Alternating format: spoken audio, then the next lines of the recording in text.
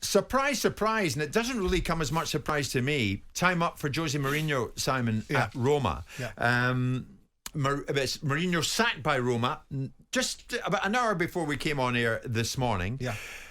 And then you look at the statistics behind it, and you think, well, really, should we be that surprised? They lost the Rome derby last week to Lazio by a single goal to nil. He's lost 4 out of 6 derbies since arriving in Rome, with only 1 single victory. Their league form had virtually collapsed, Simon. Just 1 win in the last 6, seeing them fall behind in the race for Champions League places. And Roma, at this moment, have 8 points fewer than they did at the corresponding point last term. But everywhere you look at that football club, and Mourinho, I think, had a lot to do with this, it seems to be a big story of indiscipline. There have been 29 red cards shown to members of the Roma bench since he arrived. 29 red cards. Before I go any further, are you that surprised, Simon, that time has run out for Mourinho at Roma? Well, based upon the statistics that you're coming out with, which are facts, then this is the world of football management. Roma haven't done great things for significant periods of time. They finished 6th last season, 6th the season before. The season before he came in, they finished 7th. He's got them to cup finals, of which they failed in both attempts. The controversy goes with Jose. I'm still of the belief that he's one of the elite managers of his time.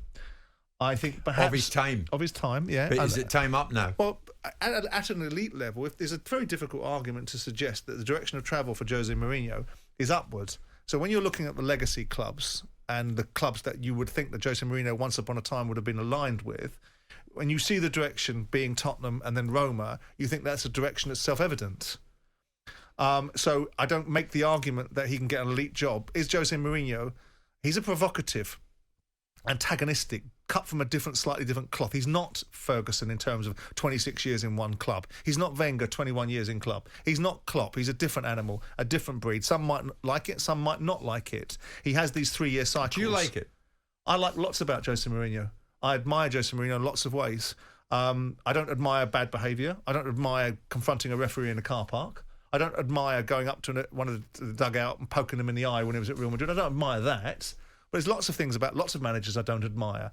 But I do admire a lot of his achievements. I do think that there is still a space for Jose Mourinho in football. Whether his ego will allow him to drop down the pecking order any further than he's already dropped, or whether international football beckons for him, whether we might see him potentially being considered when Gareth Southgate shuffles out of the England dugout after winning or losing the European Championships next year. If that's the case in hand, would there be a conversation mooted about Jose Mourinho being an England manager or a Portugal manager or an international manager, full stop? But I certainly think that it's unarguable that Mourinho is a decent and a top quality coach that's won remarkable things. Ferguson spoke about him once as being the ridiculous talent.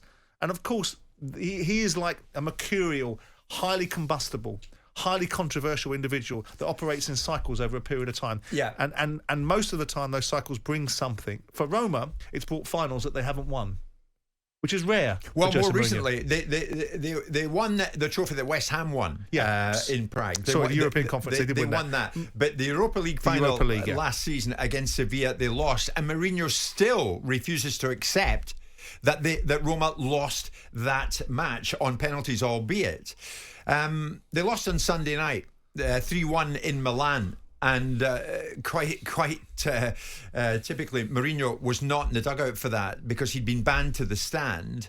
And players like Mancini, Cristante, Paredes, the Argentinian, Pellegrini, the captain, were all players who had become regular on-field offenders, in my opinion, mirroring almost Mourinho himself. But that match against Seville, Simon, and you mentioned it, shouting at Anthony Taylor in the car park, after they had lost on penalties to Ville, that was frowned upon by many. It's a disgrace, man. It's a disgrace, man.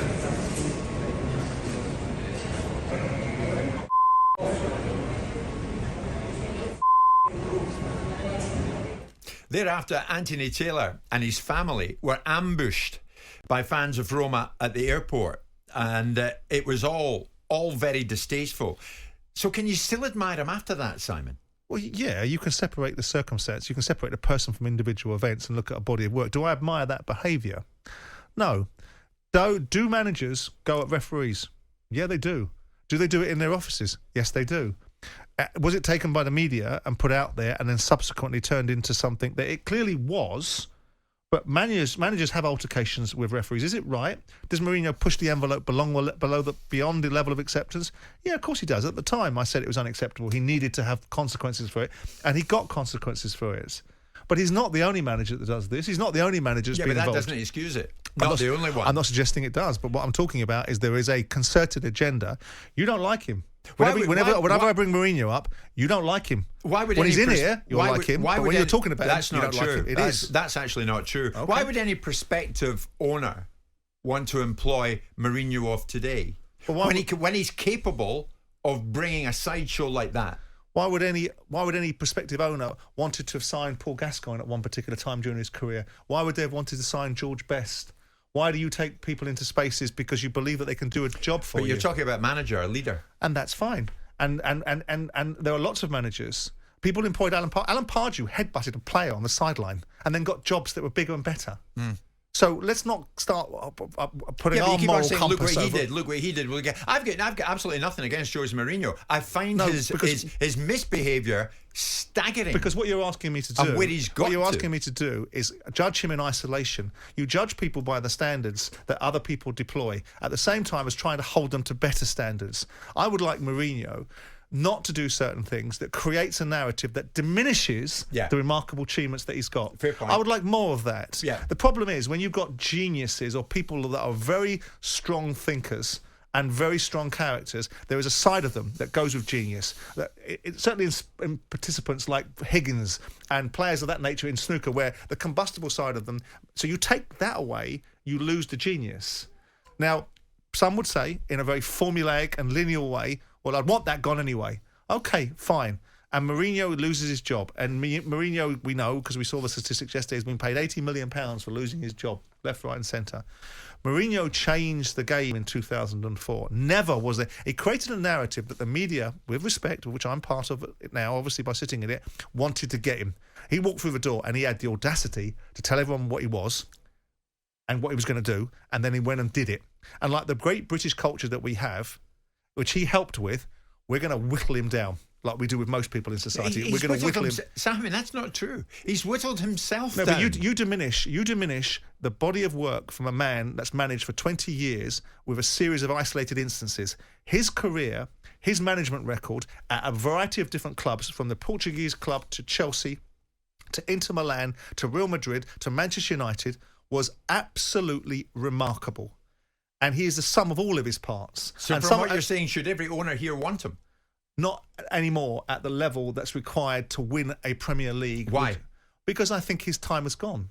I think maybe, like anything, why does a snooker player with the same physical capabilities or a darts player suddenly lose their focus at certain age groups? Because it's just a different stage in your life, isn't it? I think that there is a possibility that his style of provocative, aggressive management may well now have lost its place in football. I don't think that's a good thing, because I think people get away with murder. I think we pander to the Jadon Sanchos of the world and believe that they've got some sort of entitlement to have a view on what they're being told. And I think a little bit more of Mourinho's strength, a little bit less of his divisiveness, and a little bit more of the clear capabilities he had once upon a time to make a light shine on all other things, would be a good thing. But that ship has sailed with him now. I mean, could I see him back in the Premier League? In a management job? Yes. But would he go back to a Premier League to manage a Nottingham Forest? I personally have nothing against Mourinho. When he came here and he said he was a special one, he was. And as you rightly say, he proved it. He did. But much the people sugared in, I suspect. I remember arriving at Chelsea's training ground. We were talking about transfer deadline day. He was waiting for me. He was wonderful. Brilliant on camera, brilliantly entertaining, and extremely warm and hospitable. But of course, of late, we've seen him combust. And it's where he's at now, and that's the question I'm asking. Where he's at now, after what we saw post the Seville final, after what we've been seeing, they're all at it. Mirrored in the Roma team by the players I've just mentioned. But they're all at it. Mancini, Paredes, Pellegrini. Last year we had Klopp calling a referee a cheat and his players behaving in a fashion towards officials on the pitch that resulted in an official having to push away a player. So they're all at it. And I don't want to bring Klopp into the conversation because people I think Klopp's the best manager in world football, irrespective of Pep Guardiola's record. So let's get that out there before you get the narrative of I don't like Klopp. But they're at it managers, and they are on it. And Mourinho is the poster boy for a fascination with his behaviour because it gets micromanaged in the same way that Man United's performances get micromanaged. And this might be the case of being what he is. Let's put it out there this morning. Mourinho sacked by Roma this morning. The present-day Mourinho, would you welcome him back to the Premier League? Or would you be a naive owner to take him on? And how has the Mourinho story got to this stage?